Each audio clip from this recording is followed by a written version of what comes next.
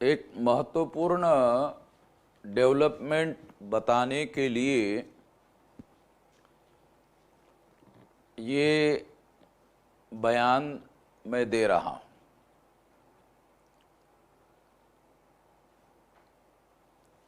हम लोगों ने, आप लोगों को पता ही है कि हम लोगों ने भागीदारी परिवर्तन मोर्चा की घोषणा 22 जनवरी 2022 को की थी।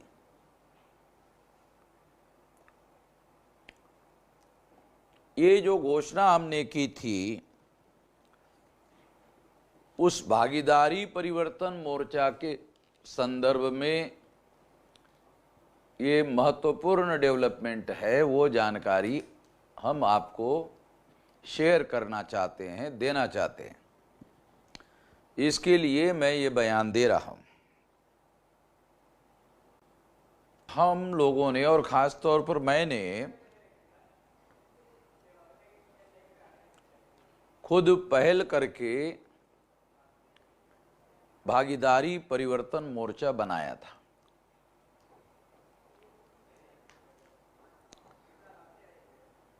इसके बनने की प्रक्रिया पिछले साल से चल रही थी और लगातार इस प्रक्रिया को हम लोग चला रहे थे।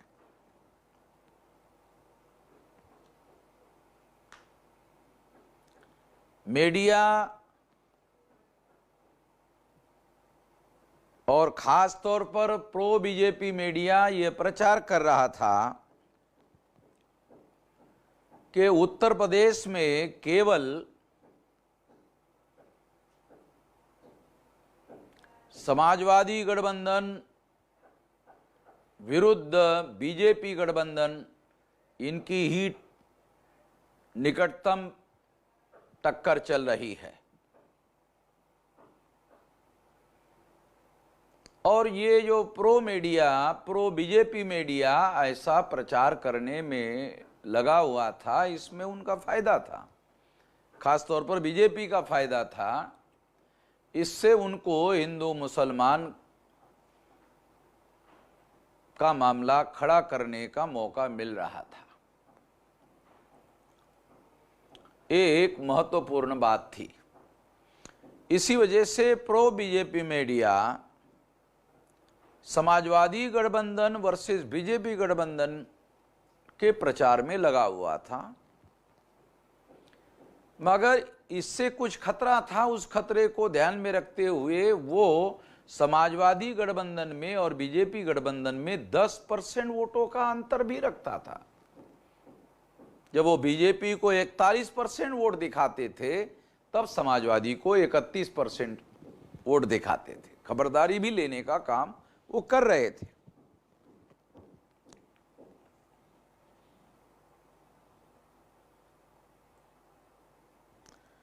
तो इस तरह से ये प्रो बीजेपी मीडिया इस तरह का माहौल बनाने के पीछे लगे हुए थे। और कुछ हद तक ऐसे कहा जा सकता है कि समाजवादी और बीजेपी के बीच में ये म्यूचुअल लड़ाई होने का प्लान बनाया गया था, ऐसा राजनीति समझने वाले लोगों को लग रहा था। राजनीतिक पंडितों का ऐसा ओपिनियन बन रहा था। हमारा ये मानना था कि जब तक उत्तर प्रदेश में महागठबंधन नहीं होगा, तब तक बीजेपी को परास्त करना संभव नहीं होगा। क्योंकि सेंट्रल में बीजेपी है, स्टेट में भी बीजेपी है, और बहुत ज्यादा संख्या में सीटें, 350 सीटें जीत करके लगभग वो आए थे। इसलिए उनको इस चुनाव में परास्त करने के लिए महागठबंधन बनाए बगैर परास्त करना संभव नहीं है। अकेले समाजवादी इसको परास्त कर सकती, इसको मानने के लिए हम तैयार नहीं थे। और फील्ड का अध्ययन करने के बाद भी फील्ड के लोग भी इस बात को मानने के लिए रजामंद नहीं थे, राजी नहीं थे। ये महत्वपूर्ण बात हम लोग जानते थे और महत्वपूर्ण बात हम समझने की कोशिश करते थे, और इसीलिए हमारी कोशिश महागठबंधन बनाने के लिए हो रही थी। और इसी के तहत हमने 9 अक्टूबर 2021 को रमाबाई मैदान में विशाल रैली का आयोजन किया था, और उसमें मायावती को यह डर लग रहा था कि उनके लोग उस रैली में जा सकते हैं, ना जाए, इसलिए मायावती ने उसी टाइम को लखनऊ में रैली का आयोजन किया। तो हमारी रैली मायावती के रैली से 5 गुना बड़ी थी, 5 गुना में 1 गुना लोग उनके पास थे, इतनी बड़ी हमारी विशाल रैली थी। ये प्रयास महागठबंधन बनाने की दिशा में हम लोग आगे बढ़ रहे थे। और इसके पहले हम लोग जो छोटे छोटे दल थे, जिले लेवल के, 2 जिले लेवल के, 3 जिले लेवल के, 4-5 जिले के लेवल के जो कार्यकर्ता थे, संगठन थे, उनका हम लोगों ने गठबंधन बनाया था। लगभग 18 दलों का गठबंधन हमने बनाया था, और इसको लेकर हम चल रहे थे, और इसको लेकर हम लोग चल रहे थे, और ये सोचकर चल रहे थे कि यदि समाजवादी पार्टी के साथ अब हमारा गठबंधन बनने के बाद गठबंधन होता है तो ये महागठबंधन हो जाएगा, यदि कांग्रेस के साथ होता है तो ये गठबंधन की जगह महागठबंधन हो जाएगा। क्योंकि कांग्रेस उत्तर प्रदेश में चाहे कमजोर पार्टी हो मगर है तो राष्ट्रीय पार्टी, इसलिए उसके साथ गठबंधन से ये गठबंधन महागठबंधन हो जाएगा। और यदि एमआईएम के साथ हमारा गठबंधन होता है, ओवैसी साहब के साथ हमारा गठबंधन होता है, तो ये महागठबंधन हो जाएगा। ऐसा हम लोगों को, सारे उत्तर प्रदेश के लोगों को बताना हमने शुरू किया।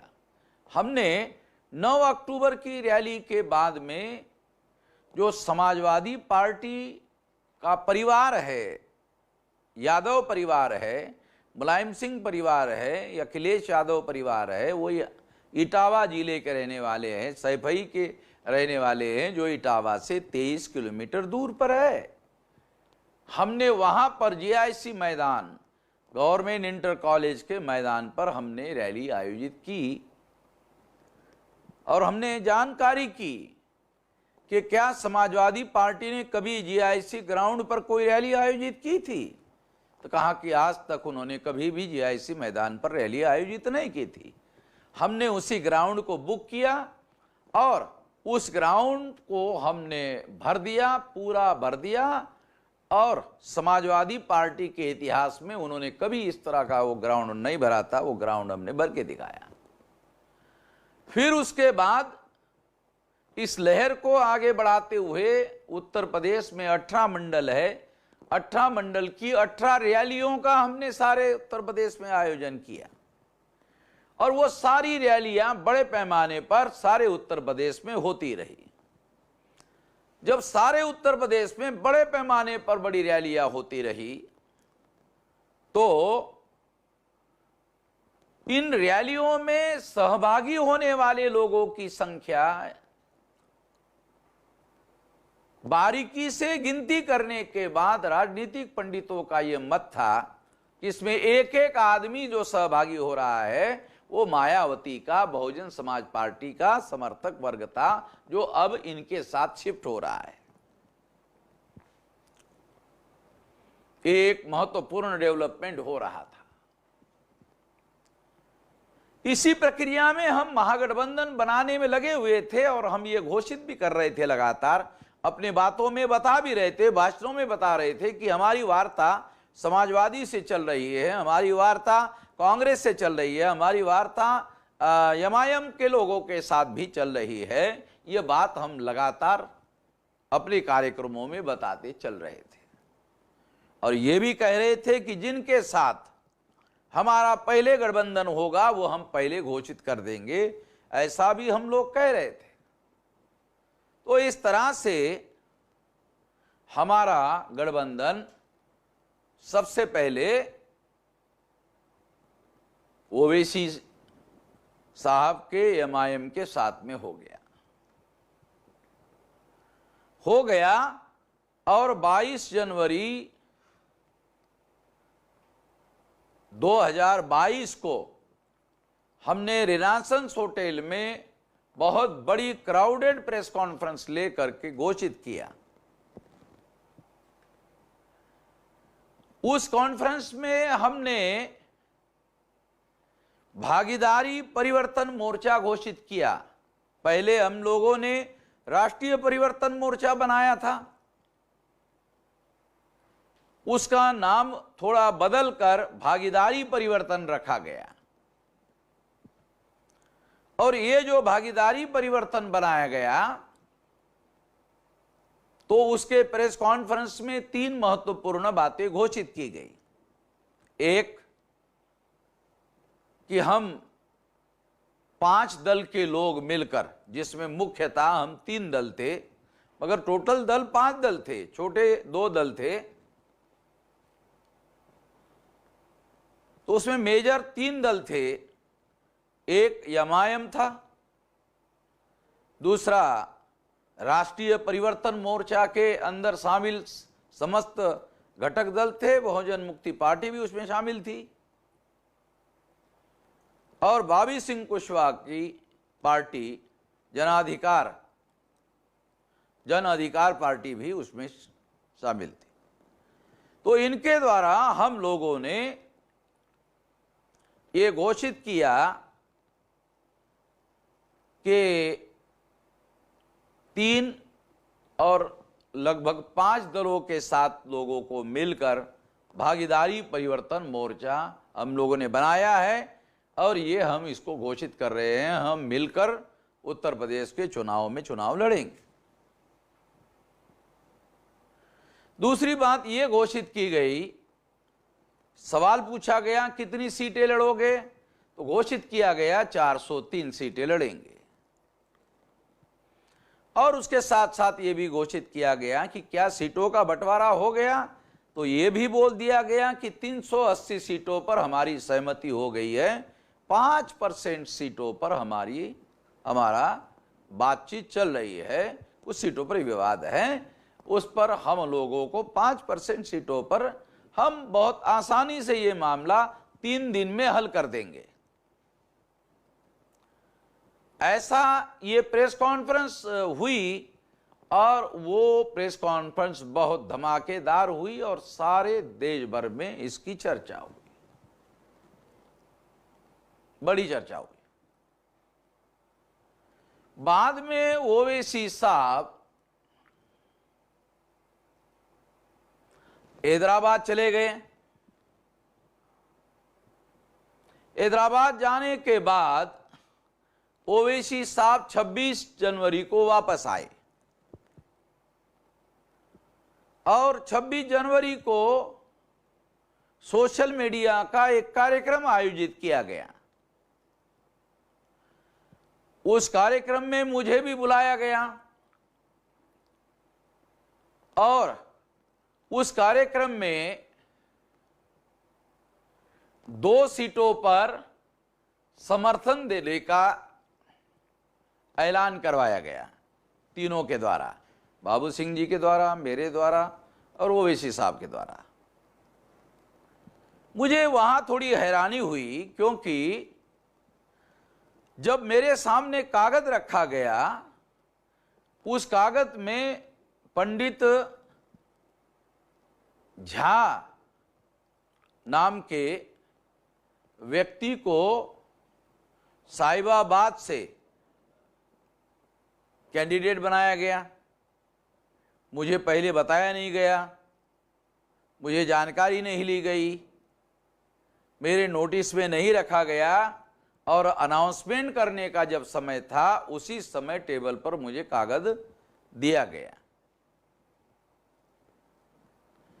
तो मैंने अवरोध करना अच्छा नहीं समझा, इसलिए मैंने ये सोचा कि मैं अभी ये बात कह देता हूं, इस पर बाद में बात कर लूंगा। तो पहले तो यहां से ये बात जो है ये गड़बड़ होना शुरू हो गया। मुझे नहीं मालूम था कि इसके बारे में बाबू सिंह कुशवाहा की सहमति पहले ली गई थी या नहीं ली गई थी। यह भी आश्चर्यजनक बात थी कि एमआईएम के तरफ से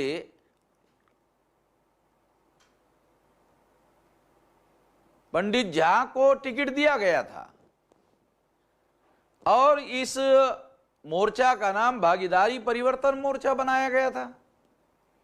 तो हम समझ रहे थे कि एमआईएम मुसलमानों के प्रतिनिधित्व के लिए देश में लड़ाई लड़ रही है, ये लड़ाई लड़ना जायज है और उनको रिप्रेजेंटेशन मिलना चाहिए, संख्या के अनुपात में मिलना चाहिए। ये हम पहले से बात करते थे और अगर कोई ऐसा बात कर रहा तो ये बात जायज है, ऐसा हम मानते थे।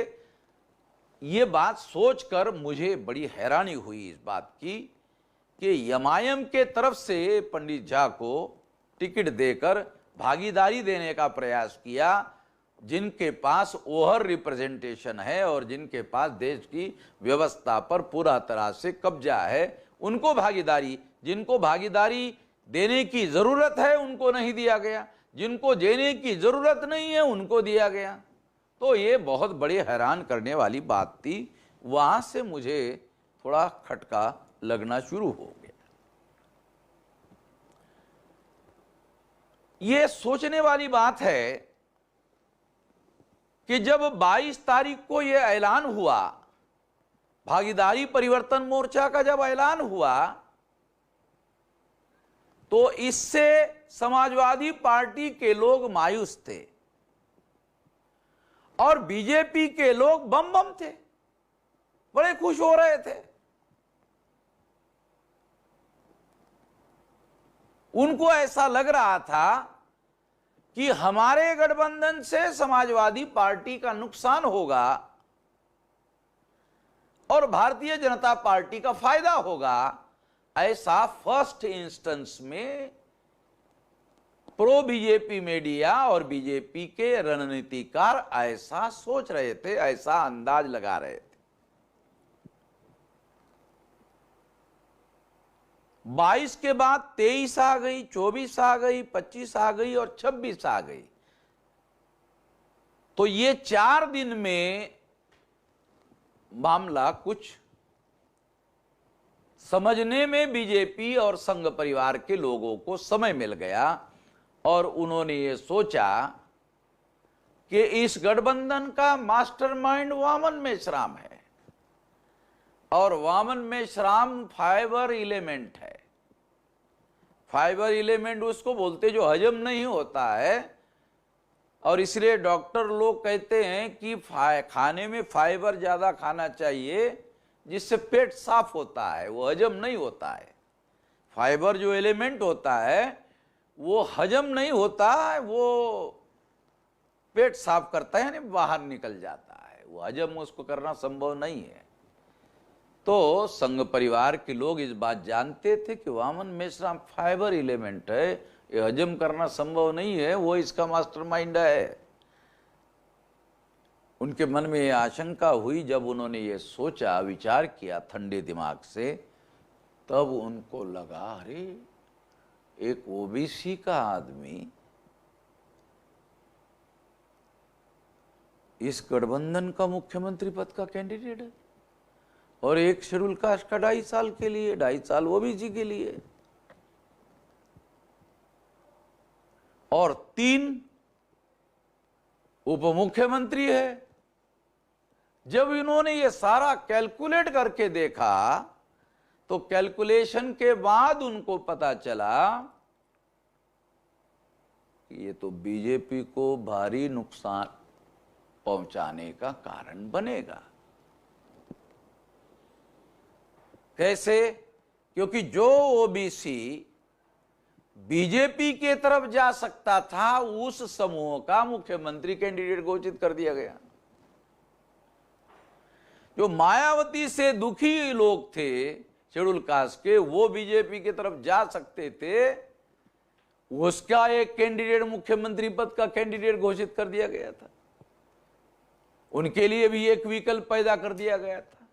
तीसरा, जो समाजवादी पार्टी से नॉन यादव वोटर था, वो जो समाजवादी पार्टी के साथ जाना नहीं चाहता और मजबूरी में उसको बीजेपी के साथ जाना पड़ता, उसके लिए एक विकल्प खड़ा हो गया।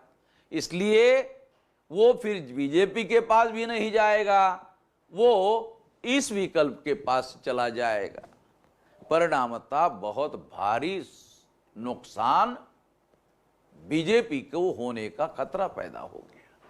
ये बात समझने को 3 दिन का समय उनको लग गया, या हो सकता है 2-3 दिन में ही समझ लिया हो, और समझकर फिर उन्होंने अपना खेल खेलना शुरू किया हो, ऐसा मुझे लगता है। अन्यथा जो एमआईएम मुसलमानों को हिस्सेदारी नहीं मिलती है इसका रोना उत्तर प्रदेश में रोते थे, वो एमआईएम पार्टी ब्राह्मण को टिकट बांटने का काम कर रही है, तो हैरान करने वाली बात थी।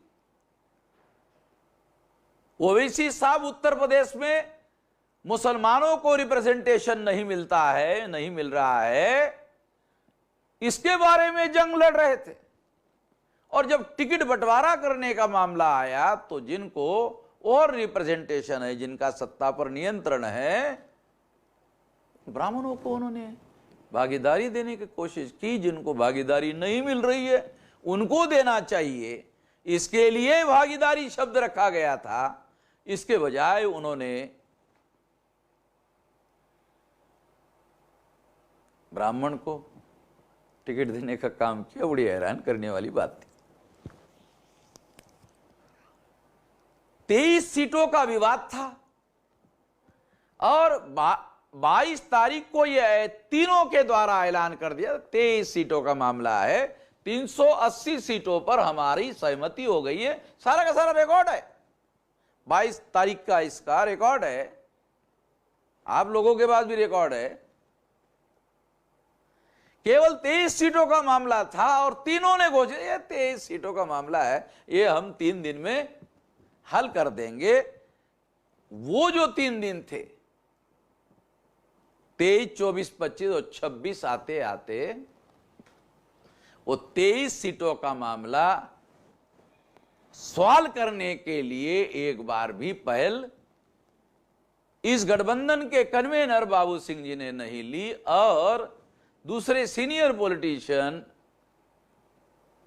ओवैसी साहब ने भी नहीं ली।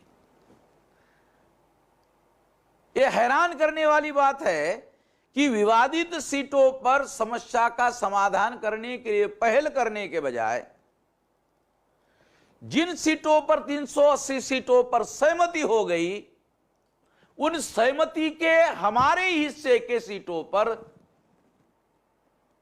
एमआईएम के द्वारा और दूसरी तरफ जाप के द्वारा, क्योंकि एमआईएम की 14 सीटों का विवाद था और जाप की 9 सीटों का विवाद था, टोटल 23 सीटों का विवाद था।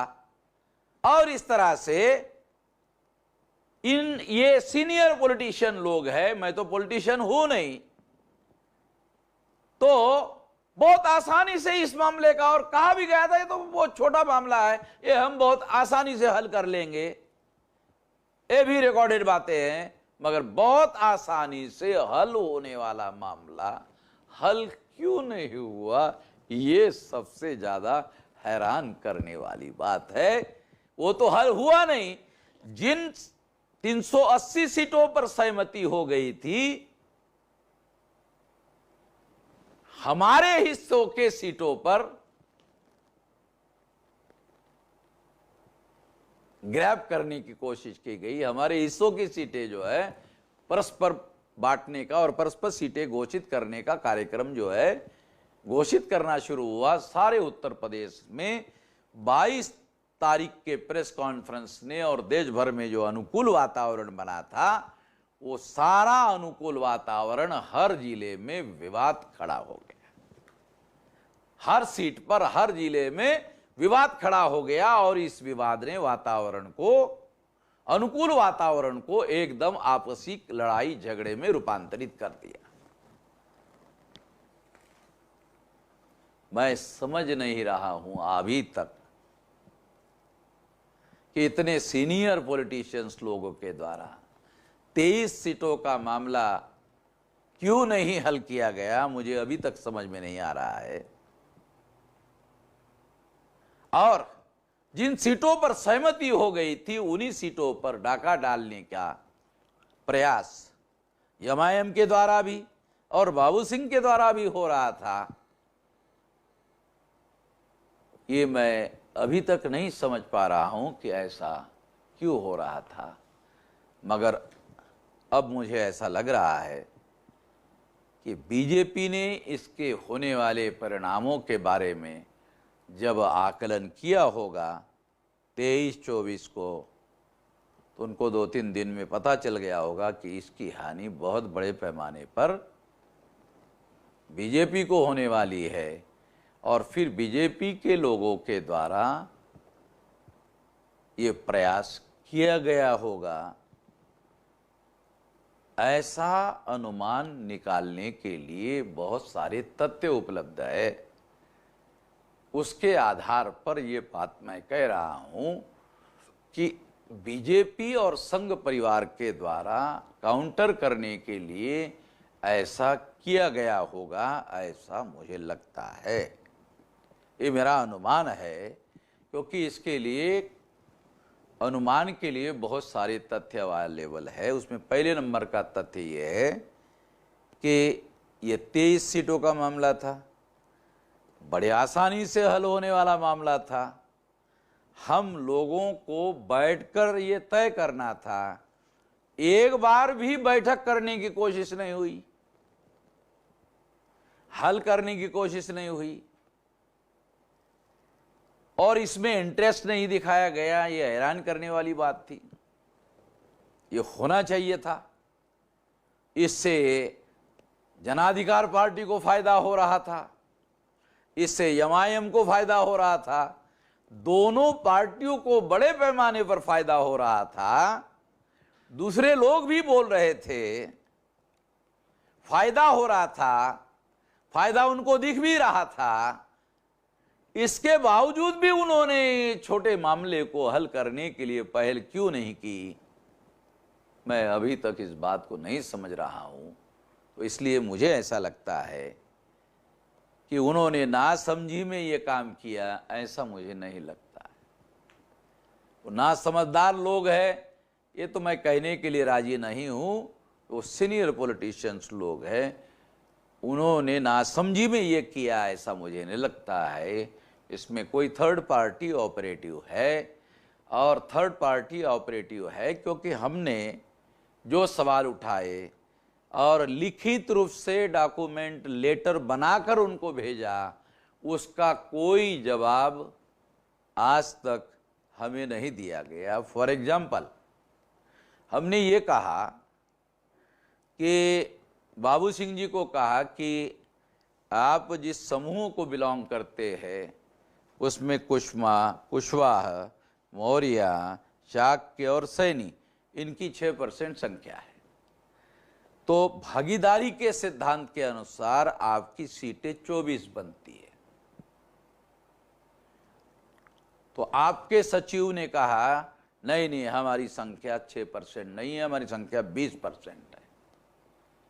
तो हमने मान लिया हो कि ठीक है, आपकी 20% है, तो आपकी सीटें बनती है 80। आपकी सीटें बनती है 80। आपको अभी तक दिया जा चुका है 145, तो ये परसेंटेज हो रहा है 37%, 36% से ज्यादा। और आप और 9 सीटें अगर मांगते तो 154 हो जाएगा, और ये 38% से ज्यादा हो रहा है। तो ये जो भागीदारी आपने डाला, हमने तो राष्ट्रीय परिवर्तन मोर्चा बनाया था, और राष्ट्रीय शब्द हटाकर वहां पर भागीदारी शब्द डालने के लिए बाबू सिंह जी ने आग्रह किया। तो भागीदारी का यह सिद्धांत है कि जिनको भागीदारी नहीं मिली उनको भागीदारी देने का काम होना चाहिए था। तो ये भागीदारी देने के लिए इनके द्वारा जो प्रयास किया जाना चाहिए था, उस हिसाब से ये भागीदारी उन लोगों को यानी ले रहे हैं 36-37%, दे रहे हैं, टिकट बांट रहे हैं, 90% टिकट बांट रहे हैं कुशवाहा, सैनी, मौर्य, शाक्य को। ऐसा भी नहीं कि नहीं हम 52% को रिप्रेजेंट करते हैं, हम 52% को रिप्रेजेंट करते हैं और 52% को टिकटें बांट रहे हैं, ऐसा भी होते हुए देखने रहा है। तो यह मामला जब हमने लिखित रूप से उठाया, इसका कोई जवाब उन्होंने नहीं दिया, ना उनके पास का कोई जवाब है। हमने कहा ओम प्रकाश राजभर जी के साथ अगर आपका समझौता बाबू सिंह जी होता तो आप 145 सीटें लड़ते और वो आपको 145 सीटें देता है। जरा सोचो, इतना तो मैं 45 साल से राजनीति में नहीं हूं, मगर मुझे थोड़ी बहुत तो राजनीति की समझ है। ये तो ऐसी बात होती नहीं, तो विवाद करने की कोई वजह थी नहीं। ना विवाद करने की वजह होने के बावजूद भी, समस्या का समाधान करने की सारी संभावनाएं होने के बावजूद भी, और विवाद केवल 23 सीटों का था और जाप का केवल 9 सीटों का था, ये मामला हल करना ज्यादा मुश्किल नहीं था, फिर भी ये हल नहीं किया गया। ना समझी की वजह से हल नहीं किया, ये मानने के लिए मैं राजी नहीं हूं। 14 सीटों का विवाद ओवैसी साहब का था। ओवैसी साहब पढ़ाई लिखाई में बैरिस्टर है, बहुत ज्यादा सीनियर पॉलिटिशियन है। उनको जो तब तक अलॉटमेंट सीटें हो गई वो 88 हो गई, वो लड़ना चाहते थे 100 सीटें हो गई 88, यानी 12 ही सीटें बची। तो हमने उनको एक सवाल पूछा कि आपका संगठन जहां जहां है वहां 100% जगह पर आप कैंडिडेट लड़ रहे, आप लड़वा रहे हो। अगर आप 100% जगह पर कैंडिडेट लड़वा रहे हो तो गठबंधन में आप हमें समर्थन कहां करोगे? क्योंकि जहां जहां आपका संगठन है वहां वहां आप कैंडिडेट खड़े कर रहे, तो आपके पास संगठन कहां बचा हुआ है जो हमें समर्थन देने का काम करेगा? हमने तो हमारी हिस्से की 61 प्रथम ग्रेड की, ए ग्रेड की सीटें गठबंधन धर्म को निभाने के लिए त्याग दिया। हमारे पास नाम के साथ सीट नंबर के साथ रिकॉर्ड है, ताकि गठबंधन बने। हमने पहल किया तो गठबंधन बनाने के लिए हमें त्याग करना होगा। तो हमने सोचा त्याग अकेले ही करने से गठबंधन कैसे बनेगा? त्याग तो तीनों को करना होगा, तीनों को करने से गठबंधन होगा। एक आदमी को करने से, एक संगठन को करने से गठबंधन नहीं हो सकता। यह बार बार बात बताने के बावजूद भी ये बात को नजरअंदाज किया गया। ये नजरअंदाज करना मैं नासमझी की बात नहीं मानता। ये नासमझी की वजह से हुई कि इनको राजनीति समझ में नहीं आती, इस वजह से उन्होंने ऐसा किया, ऐसा मैं नहीं मानता हूं।